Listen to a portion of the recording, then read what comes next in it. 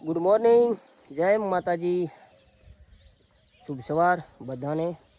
અને સવારમાં ફરીથી આપણે આવી ગયા આપણા કામ ઉપર। અને જુઓ એક બાજુ ખરેખર વરસાદ ચડીને આવે રહ્યો, એનો નજારો જુઓ તમે, ખતરનાક દ્રશ્ય જુઓ, બાપ રે બાપ।